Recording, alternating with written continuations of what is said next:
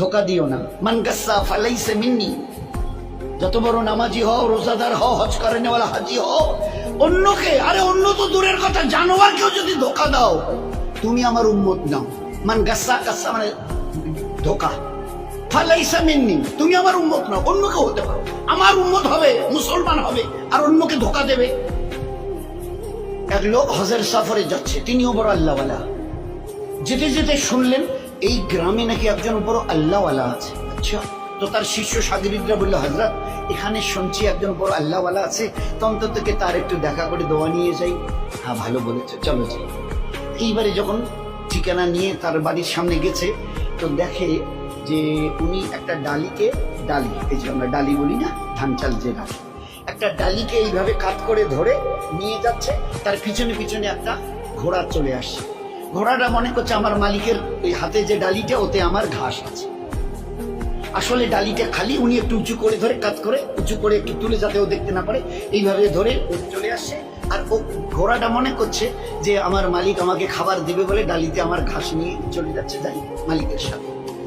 এই দৃশ্য দেখার পরে ওই আল্লাহওয়ালা যিনি তার দলবল নিয়ে হজে যাচ্ছিলেন বলছেন, ভাই আমার জিয়ারত হয়ে গেছে, চলো যাই, চলো যাই। বলছে, কেন হুজুর, এখন তার কাছে গেলাম না, সালাম মুসাফা হলো না, দোয়ার কথা বললেন না, আপনি বললেন আমার জিয়ারত হয়ে গেছে।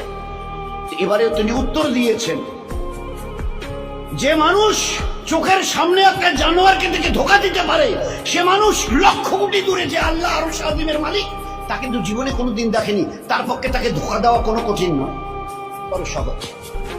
ধোকা দেনেওয়ালা নবীর উম্মত হতে পারে না, বুজুর্গ তো অনেক দূরের কথা, বুজুর্গ হওয়া তো দূরের কথা, আল্লাহওয়ালা তো দূরের কথা। মুসলমান হবে না সে, যে একটা জানোয়ারকে ধোকা দেয়। কি করে খালি ডালি নিয়ে যাচ্ছে, আর তার ঘোড়াটা মনে করছে আমার মালিক আমাকে ঘাস দেবে, ওই ডালি দেবে, ঘাস ভরা আছে, আমি যাই যাই যাই।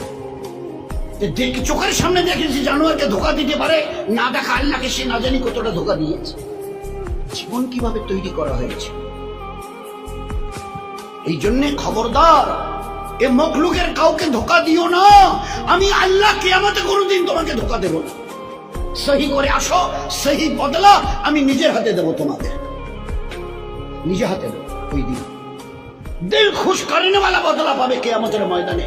আর দুনিয়াতে রহমতওয়ালা, বরকতওয়ালা, ইজ্জতওয়ালা, হেফাজতওয়ালা জীবন, এটা আমার ওয়াদা। এগুলো সব কোরআনের আয়াত।